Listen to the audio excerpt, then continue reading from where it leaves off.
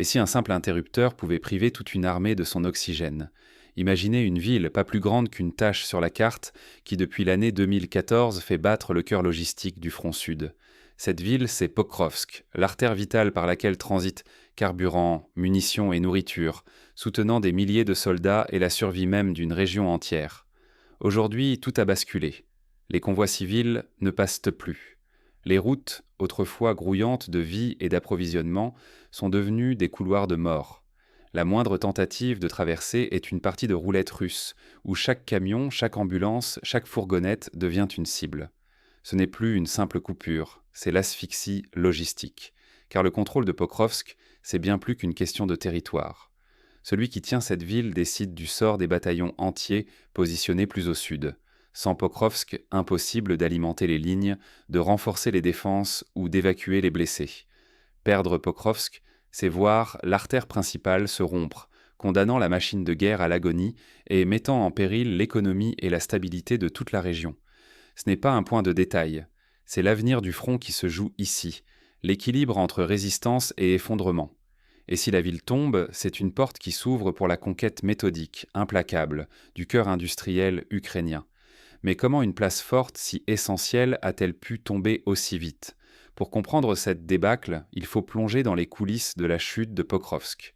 Ce n'est pas une bataille de chars, c'est une guerre de camions, de trains et de drones. Pour comprendre ce qui se joue à Pokrovsk, il faut abandonner l'image classique des affrontements mécaniques. Ici, c'est l'invisible qui décide. La logistique, les flux, la capacité à tenir la ligne d'approvisionnement sous le feu constant. Pokrovsk, ce n'est pas qu'un nom sur la carte. C'est le carrefour ferroviaire où tout converge. Le charbon, le métal, les munitions et le ravitaillement pour l'ensemble du front. Depuis l'année 2014, ces rails nourrissent l'effort de guerre ukrainien. Sans Pokrovsk, c'est tout le sud qui s'étouffe. Mais la carte a changé. Les Russes l'ont compris.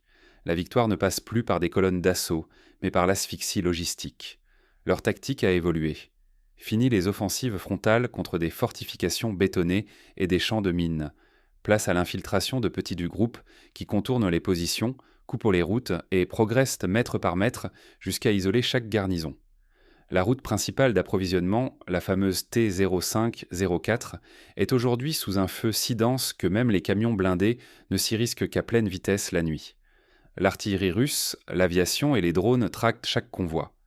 Les effectifs ukrainiens en première ligne sont privés de tout. Nourriture, munitions, carburant. La logistique ukrainienne suffoque. Le risque est simple, brutal, ignorer la logistique, c'est condamner les hommes en première ligne à l'isolement, à la peur et à la ruine. Derrière chaque mètre gagné ou perdu, ce sont des vides qui basculent, des infrastructures vitales qui s'effondrent et l'avenir d'une région qui se joue. Mais la logistique n'est qu'une partie du problème. Quand le ciel lui-même devient hostile, tout change, car au-dessus des routes et des rails, une nouvelle menace règne, la domination du ciel par les drones et l'aviation. Là, c'est une autre guerre qui commence. Quand chaque moteur devient une cible, survivre relève de la loterie. La technologie russe a changé la nature même du champ de bataille.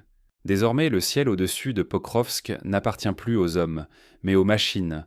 Des essaims de drones FPV, contrôlés à des dizaines de kilomètres, transforment chaque route, chaque convoi en cible prioritaire.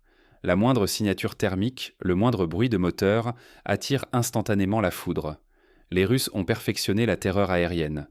Grâce à leurs bombes guidées, larguées depuis bien au-delà de la portée des défenses anti-aériennes ukrainiennes, ils rasent méthodiquement gares, dépôts, usines. Quartier par quartier, tout ce qui pouvait servir d'abri, de point de résistance ou de base logistique devient poussière. Pour les civils comme pour les soldats, l'idée de fuir n'est même plus envisageable. Les routes de secours sont elles aussi pilonnées, chaque véhicule est traqué sans répit. La logistique ukrainienne s'effondre. En quelques semaines, le flux vital de camions et de trains s'est tari. Sur la grande route T05-04, là où passaient auparavant des milliers de véhicules chaque jour, c'est désormais le silence, brisé seulement par le sifflement des drones et la détonation des frappes. Les convois de ravitaillement n'arrivent plus. Les hôpitaux de campagne manquent de tout. Chaque minute perdue coûte des vies et démoralise les derniers défenseurs encore debout. Face à cette avalanche technologique, la résistance ukrainienne se fragilise à vue d'œil. Les artilleurs n'ont plus de quoi riposter. Pour chaque tir ukrainien, il y en a 10 côté russe. Les soldats défendent le terrain avec des moyens dérisoires et luttent contre l'épuisement, la peur de l'encerclement et ce doute qui ronge, celui d'être abandonnés par leur propre commandement. Dans les tranchées, la psychologie bascule. La fatigue est extrême, l'obéissance s'effrite, l'espoir disparaît. L'ennemi ne cherche plus à briser la ligne par la force brute, mais à l'étouffer lentement, en coupant toute possibilité de retrait ou de ravitaillement. Ceux qui restent sont condamnés à tenir avec ce qu'ils ont, à regarder l'horizon en se demandant qui, demain, pourra encore passer vivant. Au-delà de Pokrovsk, c'est désormais tout l'équilibre stratégique de la région qui menace de s'effondrer sous la pression russe. Mais la chute de Pokrovsk n'est qu'un symptôme. Derrière les lignes, une nouvelle stratégie se dessine, orientée vers le contrôle total des réseaux et des axes vitaux. Jusqu'où cette dynamique peut-elle aller ? Qu'arrive-t-il quand la dernière porte s'ouvre sur la steppe ? Pokrovsk brisé n'est plus qu'une faille béante dans la défense ukrainienne. Devant les forces russes, l'horizon s'étend sans obstacle majeur, ni fleuve ni ville fortifiée. Seule la plaine, jusqu'à Pavlograd, puis le Dniepr, barre encore la route à une percée rapide. Ce n'est pas simplement une question de kilomètres gagnés. L'économie du Donbass s'effondre. Sans Pokrovsk, le charbon n'alimente plus les aciéries de l'Ouest, les trains se taisent, la logistique s'arrête. 20 000 wagons de ressources vitales par semaine ne circulent plus. Les usines s'éteignent, l'électricité manque, les chaînes de montage militaire se figent. Le commandement ukrainien a fait un choix amer. Sacrifier Pokrovsk pour retarder l'inévitable, ralentir la vague russe et consolider des positions plus à l'ouest. Une décision dictée par la nécessité, pas par l'espoir. Derrière cette manœuvre, c'est toute une génération de soldats et de civils qui est laissée à la merci de l'ennemi, devenant monnaie d'échange dans la grande négociation de la guerre. Sur le terrain, la panique gagne les poches d'Ukrainiens encerclés. Les dernières unités, coupées de leurs arrières, se battant pour survivre, espérant un couloir d'évacuation ou une trêve temporaire. Chacun sait qu'en laissant Pokrovsk tomber, c'est tout le système industriel du centre-est ukrainien qui vacille, ouvrant la voie à une désorganisation générale et à la chute en cascade des villes en aval. La chute de Pokrovsk n'est donc pas la fin d'une bataille, mais l'ouverture d'un gouffre stratégique.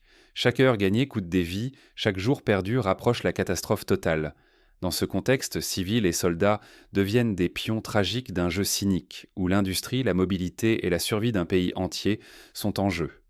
Face à ce nouvel équilibre de la terreur, peut-on vraiment espérer inverser la tendance ou faut-il repenser entièrement la défense et la logistique ukrainienne ? Une ruine peut-elle servir de boussole pour survivre à la prochaine tempête ? C'est la question que Pokrovsk impose à tous ceux qui cherchent à comprendre la guerre moderne. Ce que la chute de Pokrovsk révèle, c'est d'abord l'importance vitale de la flexibilité logistique et de l'innovation technologique. Dans ce conflit, ceux qui n'adaptent pas en permanence leur route d'approvisionnement, leurs moyens de transport et leurs outils deviennent vulnérables en quelques jours. La moindre faille dans la chaîne logistique, la moindre rigidité dans les processus se paie au prix fort. Des quartiers entiers rayés de la carte, des soldats isolés, des usines transformées en cendres. Anticiper les ruptures de flux et les mouvements ennemis non conventionnels s'avère une nécessité.